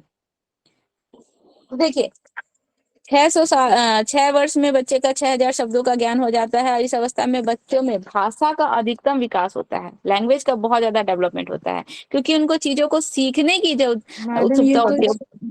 मैडम ये तो 2 to 4 years होता है ना, प्री हाँ कंसेप्चुअल पीरियड। हाँ, तो आप 6 साल में 6,000 वर्ड्स का ज्ञान हो हम जाता है। आप पूरा कंबाइंड करके देखिए ना, जो हम लोग का प्री ऑपरेशनल स्टेज है वो 2 से 7 वर्ष का है। यहाँ पे हाँ केवल ये बताने की कोशिश की जा रही है कि लैंग्वेज का पावर, लैंग्वेज जो हम लोग का भाषा का ज्ञान बच्चों में हो रहा है वो इसी स्टेज में हो रहा है, 2 से 4। ठीक है, कॉन्सेप्चुअल स्टेज में ही हो रहा है। यहाँ पे केवल ये बताने की कोशिश की जा रही है कि लैंग्वेज डेवलपमेंट कितना स्पीड में हो रहा है। 2 साल के बच्चों में लैंग्वेज डेवलपमेंट केवल उनमें 200 वर्ड्स का ही पावर होता है, लेकिन जैसे ही बच्चे 6 साल के होते हैं ये कितना जल्दी मूव कर रहा है, कितना जल्दी ग्रोथ हो रहा है। 6000 शब्दों का ज्ञान बच्चों को हो जा रहा है। यहाँ पे आपको स्टेज हम नहीं बता रहे हैं, यहाँ पे ये बताया जा रहा है कि लैंग्वेज का डेवलपमेंट कितना ज्यादा इंपॉर्टेंस है, कितना ज्यादा महत्व रखता है इस स्टेज में, और कितना जल्दी ग्रोथ कर रहा है। ठीक है, समझ में आया कि नहीं आया? हाँ मैडम। टोटल अगर देखें तो 2 से 7 वर्ष की अवस्था है, लेकिन अगर हम लोग इसको प्री कॉन्सेप्चुअल पीरियड में अगर देखेंगे तो लैंग्वेज का डेवलपमेंट इसी स्टेज में हो रहा है। ठीक है, 2 से 4 वर्ष में ही हो रहा है, लेकिन वो कितना जल्दी डेवलप्ड कर रहा है वो चीजों को यहाँ पे बताने की कोशिश की जा रही है। चलिए अभी देखिए इस स्टेज में बच्चों में जो है सूचकता, सूचकता का मतलब होता है इंडिकेटर। इस स्टेज में बच्चों में सूचकता विकसित होती है, इंडिकेटर विकसित होता है, डेवलप्ड करता है। अब इंडिकेटर क्या होता है, सूचकता क्या होती है? सूचकता का अगर मतलब अगर हम लोग जाने तो बच्चे जो हैं, बालक जो है यह समझने लगते हैं इस स्टेज में कि जो भी वस्तु है या फिर जो भी शब्द है या फिर जो भी हम लोग का इमेज है या फिर जो भी वो माइंड में कुछ भी चीजों को वो सोच रहे हैं, उसके विषय में विचार कर रहे हैं, वो किस चीज के लिए किया जा रहा है। ठीक है, अब बच्चे जो हैं उनका कॉग्निशंस डेवलप्ड हो जाता है इतना कि किसी भी वस्तु, किसी भी शब्द, किसी भी इमेज है या फिर किसी भी चीज पर भी बच्चे जो थिंकिंग कर रहे हैं वो किस चीज के लिए किया जा रहा है, इतना थोड़ा बहुत नॉलेज हो जाता है कि हम लोग इस विषय में सोच रहे हैं। या फिर ये हम लोग मान लीजिए शब्द जो बोल रहे हैं पानी, तो पानी का मतलब वो समझता है, दूध, दूध का मतलब बच्चा समझ रहा है। ठीक है, 2 से 4 वर्ष की अवस्था है। कोई भी इमेज है, फोटो ही दिखाया जा रहा है, मोबाइल में पिक्चर्स ही दिखाया जा रहा है, बच्चा उसको आइडेंटिफाई कर रहा है कि वो किस चीज के लिए बोला जा रहा है। कोई भी वस्तु है वो किस चीज के लिए बोली जा रही है, वो चीजों को बच्चा इस स्टेज में फाइंड करने लगता है। और अगर देखा जाए तो ये इंडिकेटर यानी कि सूचकता को भी अगर हम लोग देखें तो इसको दो रूप से देख सकते हैं। क्या है सूचकता का मतलब? पहला अगर देखा जाए तो संकेत या चिन्ह होता है, यानी कि सैंबल और साइन। सूचकता को भी अगर देखा जाए तो उसको अच्छे से अगर डिटेल में जाना जाए तो सूचकता का अगर पहला अर्थ माने तो संकेत और साइन होता है, संकेत और चिन्ह यानी कि सैंबल और साइन। तो सैंबल और साइन में देखिए डिफरेंस क्या होता है। सूचकता को भी 2 भागों में यहाँ पे बांटा गया है। सैंबल और साइन में अंतर क्या होता है? सैंबल, संकेत का मतलब होता है कि कोई भी चीजें जो है बच्चों के सामने सॉलिड रूप में है, जिसको बच्चे देख रहे हैं, जिसको बच्चे छू रहे हैं, जिसको बच्चे अपने हाथों से पकड़ रहे हैं। ठीक है, बच्चों में जो कॉन्सेप्ट बन रहा है, उनका जो बच्चों में किसी भी चीज या किसी भी वस्तु के प्रति जो उनकी अवधारणा जो बन रही है, देखिए वो कैसे एकदम एक्चुअल और परफेक्ट बनती है। और किसी चीज के प्रति उसका जो कॉन्सेप्ट बन रहा है वो परफेक्ट नहीं बन रहा है, वो धुंधला बन रहा है या आधा अधूरा बन रहा है। क्यों बनता है? तो ये जो हम लोग की सूचकता होती है, इंडिकेटर, इसको भी 2 भागों में बांट दिया गया। एक हो गया सैंबल, एक हो गया हम लोग का साइन। तो सैंबल में क्या होता है कि कोई भी चीजें जो होती है वो बच्चों के सामने एकदम सॉलिड रूप में होंगी, बच्चे उस चीजों को देख रहे हैं, उसको छू रहे हैं। ठीक है, तो इसमें बच्चे जो हैं उन चीजों को जब देखते हैं, छूते हैं, तो बच्चे जो हैं इसमें मेंटल ऑपरेशन जो भी कर रहे हैं, बच्चे को सामने देख कर, वस्तुओं को सामने देख कर रहे हैं, उसको छू कर रहे हैं, उसको स्पर्श करके कर रहे हैं। तो इससे क्या होता है, उसमें बच्चों को उस चीज को जानने में, समझने में ठीक है, बहुत ज्यादा क्लियरेंस होता है, बच्चे एकदम स्पष्ट रूप से, एकदम क्लियर रूप से उस चीजों को जान जाते हैं कि वो है क्या, या किस विषय में बोला जा रहा है, या क्या बताया जा रहा है। मतलब उसमें बच्चों में किसी प्रकार का कोई डाउट नहीं रहता है, बच्चे उन चीजों को अच्छे से जान रहे हैं, समझ रहे हैं। ठीक है, जैसे कि मान लीजिए कि बच्चा जो है अपनी माँ की आवाज को सुनता है, तब उसके मन में माँ का क्या बनता है, एक इमेज बन जाती है। और ये जो है हम लोग का संकेत का उदाहरण है, मतलब माँ उसके आंखों के सामने है, माँ को वो देख रहा है, माँ को वो टच कर सकता है, माँ को वो छू सकता है। तो माँ जब आवाज देती है, कंटिन्यू जो माँ उसके आसपास रहती है उसको वो देख रहा है, माँ जब आवाज देती है तो वो चीजों को जो बार बार अपने पास देख रहा है, वो चीजों का इमेज उसके माइंड में बन जाता है। तो वो एकदम ही क्लियर होता है कि माँ का मतलब क्या है, चाहे ये जो आवाज दे रही है लेडी, ये मेरी माँ है, ये हमारा केयर करती है, ये हमारे आसपास रहती है, मेरे सारे रिक्वायरमेंट्स को पूरा करती है। तो उसका जो है एकदम क्लियर जो है पिक्चर्स उसके माइंड में बनेगा, और उसका जो भी कॉन्सेप्ट बनेगा एकदम क्लियर बनेगा, डाउट में बचा नहीं रहेगा। लेकिन इसके ऑपोजिट जो हम लोग का साइन है, साइन में क्या होता है, चीजें जो है एकदम स्पष्ट रूप से, ठीक है, बच्चों के आंखों के सामने प्रेजेंट नहीं होती है। ठीक है, चीज वस्तुएं जो है उनका बच्चे केवल मेंटल एक्टिविटी करते हैं, केवल वर्बली उस चीज को जानते हैं, वो चीजें उनके आंखों के सामने प्रेजेंट नहीं रहती है, उन चीजों को वो देख नहीं सकते हैं, उन चीजों को वो छू नहीं सकते हैं। तो उस पर बच्चे जो भी थिंकिंग बनाएंगे, तो हम क्या बोले थे कि इस स्टेज में बच्चे कॉन्क्रीट रूप में ही चीजों को जानने की कोशिश करते हैं और जान पाएंगे। उनको वर्बली बताया जाए तो वो नहीं जान पाएंगे बच्चे। तो जब बच्चे को सामने वो चीजें प्रेजेंट ही नहीं होती है, वो उसको देख ही नहीं पा रहे हैं, उनको टच ही नहीं कर पा रहे हैं, तो बच्चों का जो भी इमेज बनेगा वो क्लियर नहीं बनेगा, या फिर बच्चे उनके विषय में जो भी अपना मेंटल ऑपरेशंस करेंगे वो परफेक्ट नहीं बनेगा। तो चिन्ह में जो है किसी भी चीज का क्लियरेंस जो है एकदम क्लियर नहीं होता है, जबकि हम लोग का सैम्बल में वो चीजें एकदम परफेक्टली क्लियर होती है, बच्चे किसी भी चीज के विषय में जानते हैं या समझते हैं। तो ये जो है हम लोग का सूचकता का अर्थ ये होता है, जिसको दो भागों में हम लोग बांट के देखें। और इसके साथ अगर हम लोग देखें कि उनका चिंतन एवं कार्य में उसका प्रयोग करना सीखते हैं बच्चे, जो हैं जो भी इनमें इंडिकेटर हो रहा है, सूचकता जो उत्पन्न हो रही है, बच्चे अब वो भी चीजों को सोच रहे हैं। हम लोग क्या देखे थे, बच्चों में चिंतन कब से शुरू हो जाता है, बच्चों में चिंतन सेंसरी मोटर स्टेज के लास्ट स्टेज से ही शुरू हो जाता है, छठे भाग से ही शुरू हो जाता है।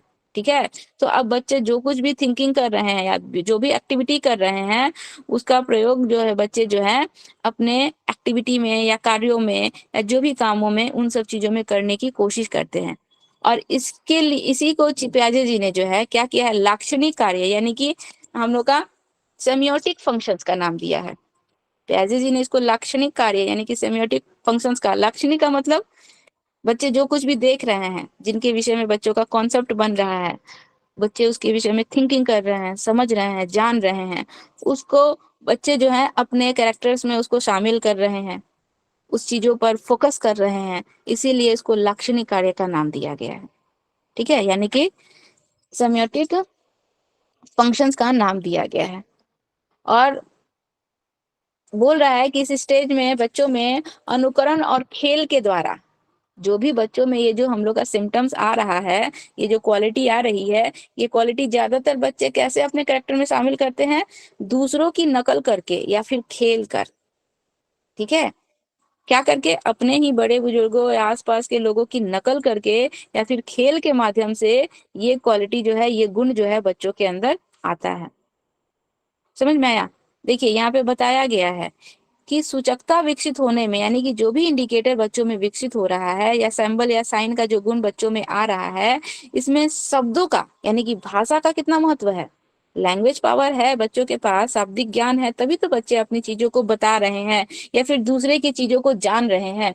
हम कुछ बोल रहे हैं तभी तो आप लोग सुन रहे हैं, या फिर आप लोग कुछ बोलेंगे तभी तो हम लोग जान पाएंगे। अगर हम लोग के पास लैंग्वेज पावर ही नहीं रहेगा, हम लोग एकदम मूक रहेंगे, कुछ बोल ही नहीं पाएंगे, तो हम लोग एक दूसरे की फीलिंग्स को जान पाएंगे या फिर कौन क्या बोलना चाह रहा है या क्या बताना चाह रहा है जान पाएंगे? नहीं जान पाएंगे। तो यहाँ पे शब्दों का बहुत ही महत्व है। ठीक है, यानी कि बालक जब किसी शब्द को सुनता है तो बालक के माइंड में जो होता है ना, बच्चे के माइंड में जो है, उस वस्तु उसकी एक इमेज बन जाती है। कुछ भी हम ही लोग मान लीजिए अभी बोल रहे हैं कि समर सीजन है, आम के पेड़ में आम बहुत, माइंड में एक आम का पिक्चर बन जाता है, कुछ भी चीजें बोलते हैं तो हमारे माइंड में उसका एक इमेज बन जाता है, उसकी एक प्रतिमा बन जाती है। इतना इम्पोर्टेंस है लैंग्वेज का, वर्ड्स का। लेकिन इसके बाद भी प्याजे जी ने भाषा को बालकों के कॉग्निशंस में, बालकों के कॉग्निटिव डेवलपमेंट में प्राथमिक स्रोत यानी कि हम लोग का प्राइमरी जो है सोर्स नहीं माना है। ठीक है, वो लैंग्वेज को बहुत ज्यादा इंपॉर्टेंस नहीं देते हैं।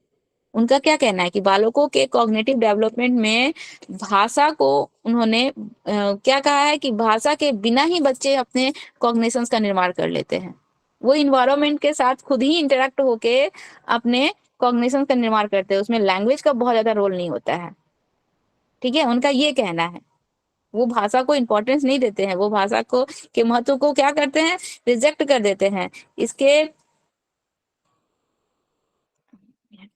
देखिए, इसके बाद बोल रहा है कि बालक चिंतन में भाषा के योगदान को महत्व, जैसे कि हम लोग कुछ भी सोचते हैं, हम लोग के माइंड में कोई टेंशन है, कोई मतलब कोई एक्टिविटी हो रही है, तो हम लोग अपने ही भाषा में, ठीक है, सोचते हैं। एक लैंग्वेज के माध्यम से ना सोचते हैं कि आज ये बेबी का तबीयत इतना खराब है तो क्या हुआ। हम लोग अपने मान लीजिए दिमाग में कोई सोच भी रहे हैं ना, कुछ थिंकिंग भी कर रहे हैं, कुछ चिंता भी कर रहे हैं, तो हम लोग किसी ना किसी भाषा के माध्यम से चिंता करते हैं।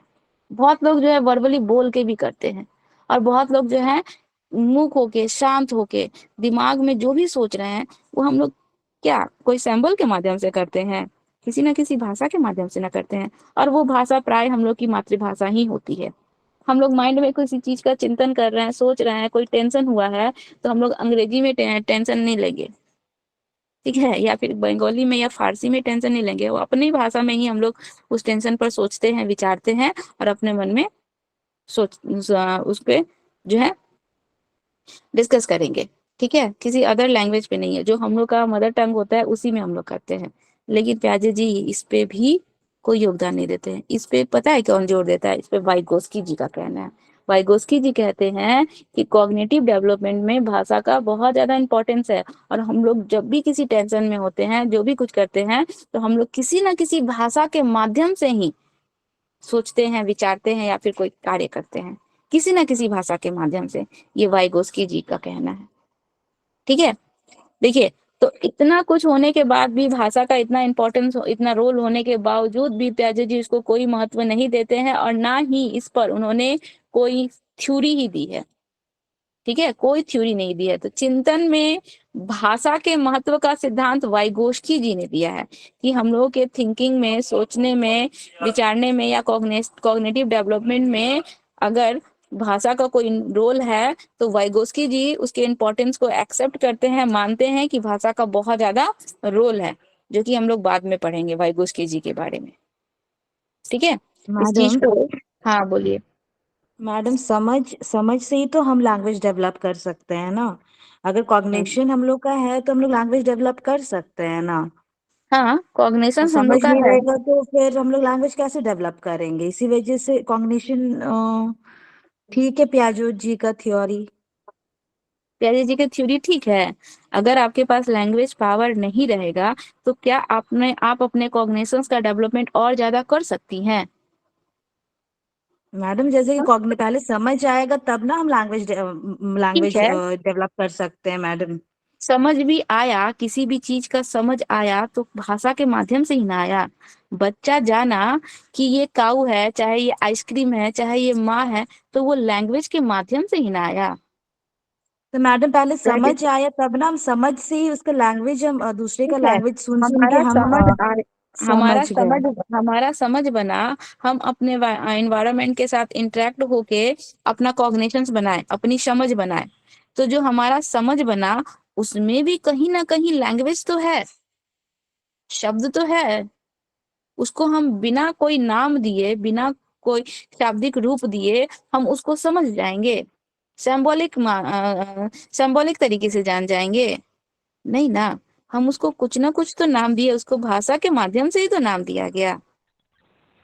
बिना भाषा के, मान लीजिए ठीक है, आपका कॉग्निशंस बना, आपका संज्ञान बना, एनवायरनमेंट के थ्रू बना, लेकिन आपके पास कोई लैंग्वेज पावर नहीं है। आप मान लीजिए आप चली गई चाइना, आप चली गई चाइना, वहां के लोगों का लैंग्वेज आप नहीं समझ रही हैं, आपका लैंग्वेज वो लोग नहीं समझ रहे हैं, तो वहां पे आप किसी भी प्रकार से अपना डेवलपमेंट कर पाएंगी? कुछ भी नए चीजों को समझ पाएंगी या सीख पाएंगी? कॉग्निशंस आपका जो है डेवलप्ड कर पाएगा? हमारे पास कोई लैंग्वेज पावर ही नहीं है, हम लोग किसी भी चीजों को जान ही नहीं पा रहे हैं, समझ ही नहीं पा रहे हैं। तो जो भी चीजें हो रही है तो भाषा के माध्यम से ना हो रही है। भाषा, बिना भाषा के हम लोग कैसे चीजों को जान पाएंगे या समझ पाएंगे? चलिए आज आप बोल रही हैं कि हम लोग जो है, वाइगोस्की जी का कहना सही है कि हम लोग अपने इन्वायरमेंट के थ्रू जो डायरेक्ट जो है अपना नॉलेज बना लेते हैं। तो इन्वायरमेंट के थ्रू डायरेक्ट अपना नॉलेज बना लेते हैं, लैंग्वेज को एकदम बिल्कुल साइड कर दीजिए, किसी भी लैंग्वेज का कोई यूज ही नहीं करना है, ठीक है? किसी भी लैंग्वेज का कोई यूज नहीं करना है। अब बताइए, आप अपने इन्वायरमेंट से जो भी नॉलेज ली वो आप दूसरों को कैसे बताएंगी, या दूसरे जो अपने इन्वायरमेंट से जो भी अपना नॉलेज बनाए वो आपको कैसे बताएंगे? बता पाएंगे? मैडम समझ के द्वारा हम सीख गए ना लैंग्वेज तो। केवल हम अपने आप से जो कुछ भी सीखते हैं उतना ही हम लोग का कॉग्निशंस बनने के लिए इनफ है। हम लोग केवल जो है अपने इन्वायरमेंट से इंटरेक्ट होके जो चीजें सीख रहे हैं, केवल हम लोग अपने आसपास के लोगों से भी तो बहुत कुछ सीखते हैं, बहुत कुछ जानते हैं, एक दूसरे से भी तो बहुत कुछ सीखते हैं। आप एनिमल्स को, पेड़ पौधे को, यहाँ पे ज्योग्राफिकल जो भी चीजें हैं, माउंटेन्स है या मून है या स्काई है, इन सब चीजों को देख रही हैं, अपना कॉग्निशंस बना रही हैं, अपना समझ बना रही हैं, लेकिन इसके अलावा हमारी सोसाइटी भी तो है, ठीक है? हमारा कल्चर भी तो है, उन सब चीजों से भी तो हमारा कॉग्निशंस बन रहा है। यहाँ पे आगे हम लोग पढ़ेंगे, वाइगोस्की जी ने सोसाइटी और कल्चर का भी जिक्र किया है, जबकि प्याजे जी बोलते हैं कि सोसाइटी और कल्चर का भी कॉग्निटिव डेवलपमेंट में कोई रोल नहीं है। अगर किसी बच्चे को समाज से अलग कर दिया जाए, मोगली कार्टून देखी है, उसको सोसाइटी से अलग कर दिया गया, सोसाइटी से उसको अलग कर दिया गया, जंगलों में वो पला बड़ा, उसका ना लैंग्वेज डेवलपमेंट हुआ, ना ही उसको कोई सोशल डेवलपमेंट हुआ, ना ही उसका कल्चर डेवलपमेंट हुआ। तो वो जो है बाकी लोगों की तुलना में डेवलप्ड कर पाया, उसका कॉग्निशंस बन पाया? मैडम सुन के समझ के तो हम सीख सकते हैं ना, जैसे कि लोग अच्छा आपस में ज्योति जी, इंटरेक्शन। आप बोल रही हैं सुन के समझ के हम सीख सकते हैं, तो सुन भी रहे हैं तो हम लोग किसी न किसी लैंग्वेज के माध्यम से ना चीजों को जान रहे हैं, वो हमको इशारे में तो नहीं ना बता रहा है, तो वो भी तो मैडम हम बोल रहे सीख कर, मतलब कि समझ कर हम सीख रहे हैं लैंग्वेज दूसरे का। पहले कॉग्निशन डेवलप हुआ, इसीलिए तो समझ कर हम सीख रहे हैं लैंग्वेज। हाँ, समझ के हम सीख रहे हैं लैंग्वेज, ठीक है। कॉग्निशंस डेवलप होता है, इसके बाद हम लोग में लैंग्वेज पावर आ रहा है, हम लोग चीजों को सीख रहे हैं। यही तो प्याजे जी जो है उसको इम्पोर्टेंस नहीं दे रहे हैं। उनका कहना है कि कॉग्निशन के डेवलपमेंट में लैंग्वेज का कोई रोल नहीं है, कोई अहम भूमिका नहीं है, उनका ये कहना है, ठीक है? वो इसको इग्नोर करते हैं। वो साथ ही साथ मान लीजिए हम लोग जिस भी सोसाइटी में रहते हैं या फिर हमारा जो भी कल्चर है, उन सब से भी तो हम लोग बहुत चीजों को सीखते हैं, बहुत चीजों का हम लोग को नॉलेज होता है ना? जो जैसे सोसाइटी में रहते हैं उनका कॉग्निशन उस अनुसार डेवलप करता है। मान लीजिए एक ऐसा सोसाइटी है, एक ऐसी फैमिली है जिसमें जो फैमिली मेंबर्स जो है, कोई डॉक्टर है तो कोई साइंटिस्ट है तो कोई ये है, तो उस बच्चे का कॉग्निशन उस अनुसार डेवलप्ड होगा। कोई ऐसा फैमिली है जहाँ पे पेरेंट्स जो पढ़े लिखे नहीं है, तो उस बच्चे का कॉग्निशन उसके अनुसार डेवलप्ड होगा। तो सोसाइटी का भी तो असर पड़ रहा है। हमारा कंट्री का कल्चर कैसा है, अमेरिका का कल्चर कैसा है, कल्चर का भी तो हम लोगों पे इफेक्ट पड़ता है। प्याजी जी इसी चीज का तो जिक्र नहीं करते हैं, लैंग्वेज का भी जिक्र नहीं करते हैं, और हम लोग का सोसाइटी का और कल्चर का भी जिक्र नहीं करते हैं। इस वजह से उनका जो है थ्योरी को बहुत से लोगों ने क्या किया है, एक्सेप्ट नहीं किया है। लेकिन फिर भी प्याजे जी ने इन चीजों को रिजेक्ट किया, इसके बावजूद भी हम लोग जो कुछ भी फॉलो करते हैं, बच्चों को एजुकेशन में, स्टडी में जो कुछ भी फॉलो, वो प्याजे जी की थ्योरी को ही फॉलो किया जाता है।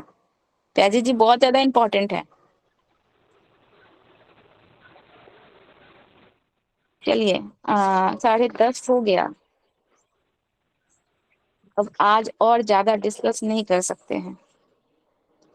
इस चीज को अगर नहीं समझ में आएगा तो हम आप लोगों को कल फिर बता देंगे, ठीक है? जी मैम। कल संडे है मैडम। अच्छा, कल संडे है। हाँ, कल छुट्टी रहेगा? नहीं मैम।